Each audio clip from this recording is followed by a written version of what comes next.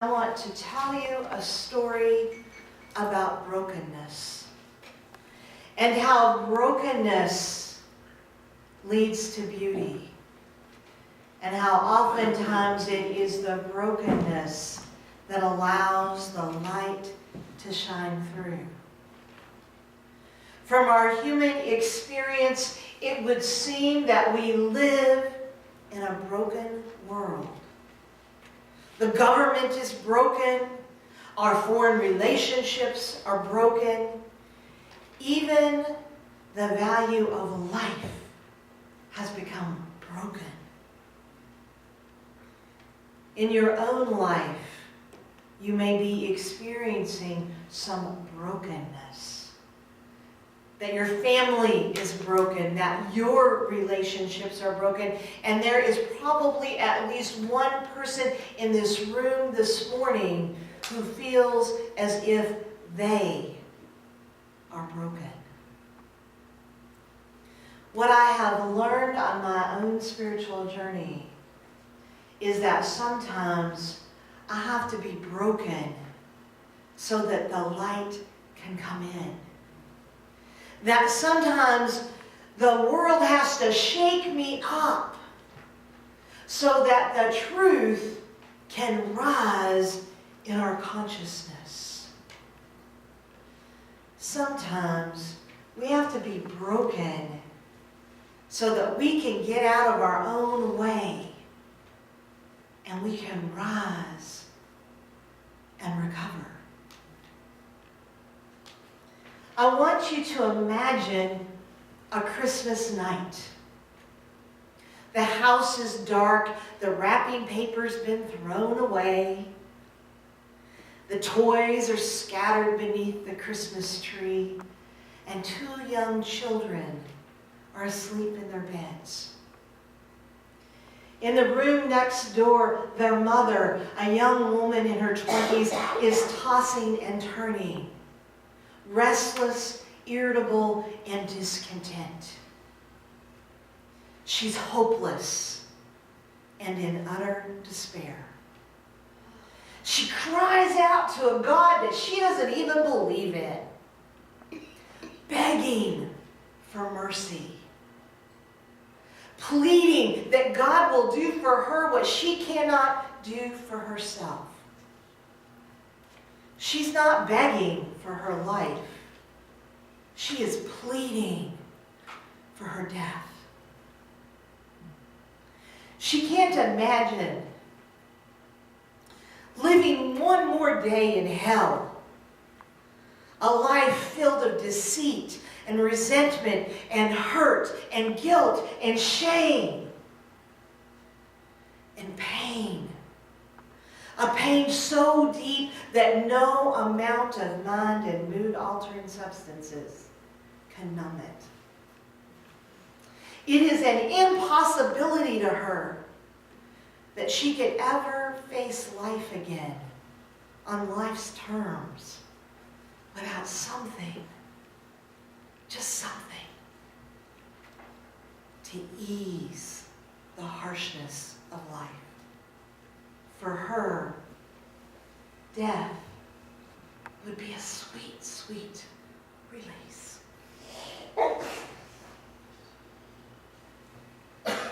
I woke up the next morning, and the first few words that came out of my mouth are not fit to repeat in the sanctuary. But it ended with I can't believe I'm here. I knew you were a fraud. You see, my life had become unraveled. My husband was on house arrest and had been moved back to the barracks in Karlsruhe, Germany, where we lived, awaiting his trial. And it didn't look good. The Army, in its infinite wisdom, had decided to lock down our accounts so I wouldn't take the money and run, I guess. So you could say that I was penniless. And that job that I loved, it was just harder and harder to get there on time, to stay the whole time, to even show up. My outer world had become a reflection of my inner life. You see, I was spiritually bankrupt. I was at the end of the road. There wasn't anything else. I knew that there was only one place that I could go, but I sure didn't want to go there willingly. If you had told me on that day that there would come a day when I would be grateful for every single experience that led up to that moment, or that this was the dawning of a new day in my land of the shadow of death, I'd have asked, "What are you smoking? And can I have some?" And yet, both of those statements were true. So I want you to know I didn't go walking into the realms of the 12 steps happy, excited, ready for a change. No, when I got to AA that night and I picked up that white chip, I was mad as hell. I didn't believe I was still here sucking in air. What? And in fact, I stood in front of a room filled with smoke. That tells you how long it's been. A smoke-filled room, and I said to those people, if there's a God out there who wants me to be sober, he better step up and start proving it.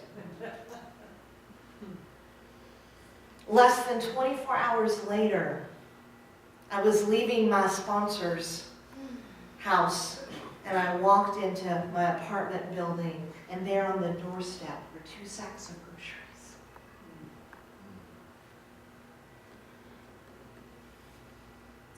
And for me, that was only the beginning. Only the beginning.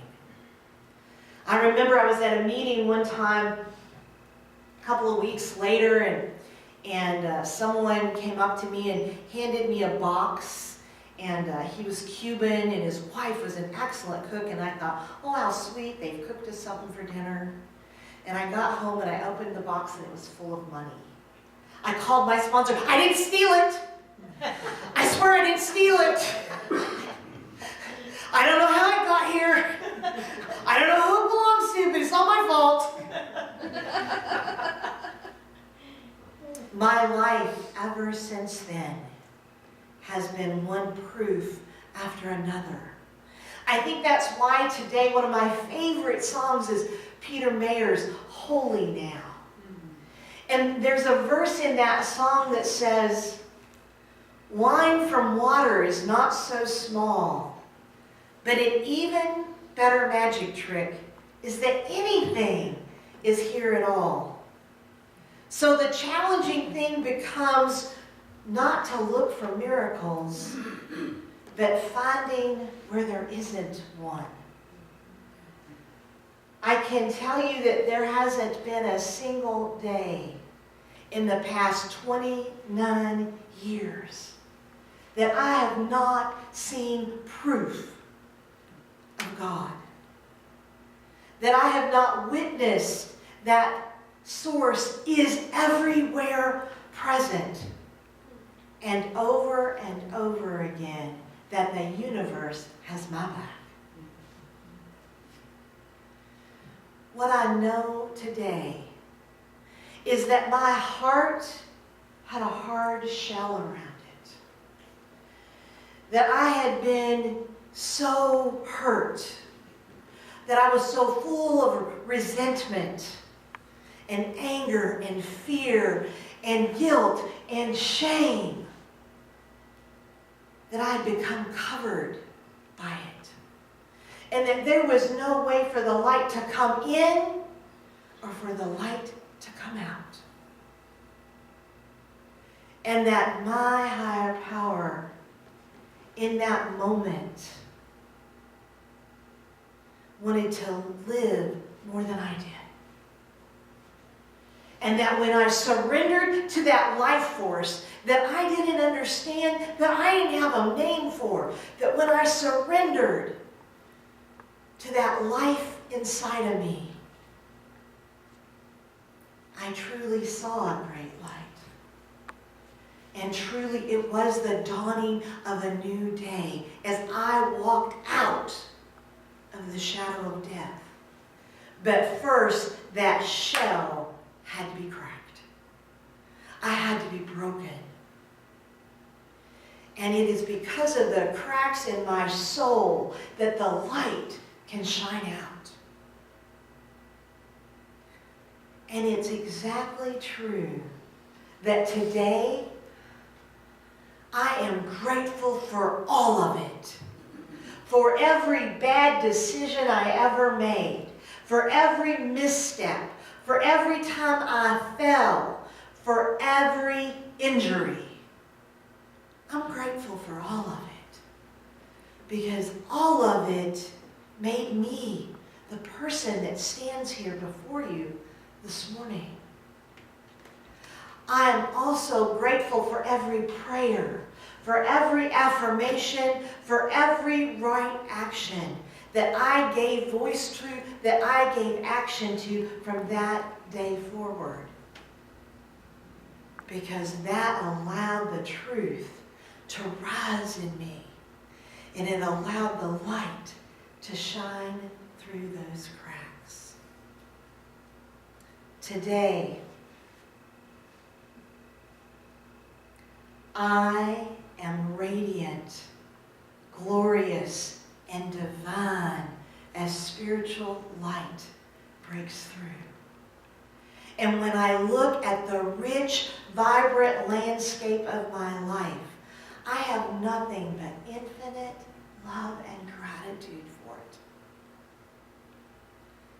Today I know, even in my darkest moments, I know that I am divine, that I am glorious, that I am radiant, and that the spiritual light shines through my brokenness. May you see the light shining through your own cracks. May you rise and recover. Infinite love and gratitude. So, when I was inspired to do this series, it was because I had several people that had come to me and had shared their stories. And I was just so taken by the resiliency of spirit, of how each of these people had faced tremendous odds and had bounced back, had found the light, had found their purpose, and in their own unique ways were shining their light in a time when the light is needed now more than ever.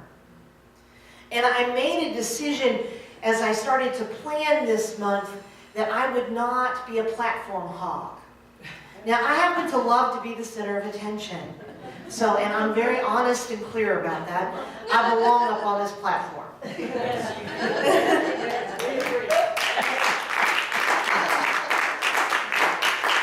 And so I made a commitment that I wanted to share with you the people in this congregation who have touched my life. There's that southern accent coming out. My life. Because of their own light and because of their own challenges and because of what they've overcome. And so you heard from Dawn, you heard from Angel, whose words always move me to tears. And today I'm sharing the platform with my wingman, who also has my back, Susan Hahn.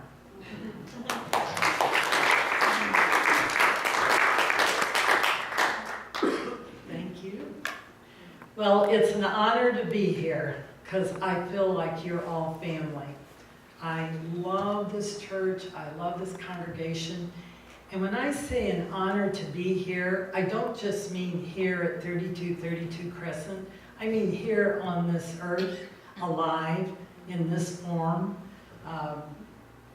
30 years ago in 1987, I was not a happy person. And was, I thought I had recovered from addiction and alcoholism, so I had stopped going to programs. And I was in my 30s and had the ideal job. I lived in Washington, D.C. and had a great job. But I couldn't do the job because I wasn't recovered. And I wasn't relying on a power greater than me. I was relying on my own strength. So in September of 1987, I really felt at my worst because I felt like I was letting down the congressman I was working for and just felt pretty low. And I was very agnostic. I thought, well, you know, there might be a God, there might not. There's all this great literature. It's all good. It's just not for me, but it's good. And I'm special. I'm unique. I don't really need all that God stuff. But when I started feeling really distant, remote from people and things, and had a hard time finding my way. I guess nowadays you'd say I was depressed. And I started wandering the streets of DC and just really felt at loss. And I said, well, I don't know what to do. And this very androgynous person with the big dog started talking to me. And I often feel like that was an angel. And asking me real direct questions, like, well, what do you do? And where are you? I know it sounds scary being a single woman walking the streets, but this was one of those moments when I really felt like there was something greater than me. And I wound up saying, well, maybe there is a power. I don't believe in this old man that's up in the sky with white beard, but maybe there's some kind of power. Well, right after that, I go into the subway, and if you've been in DC, there's a lot of cars, a lot of subways, and I go down the steps. I'm feeling very despondent, and I'm waiting for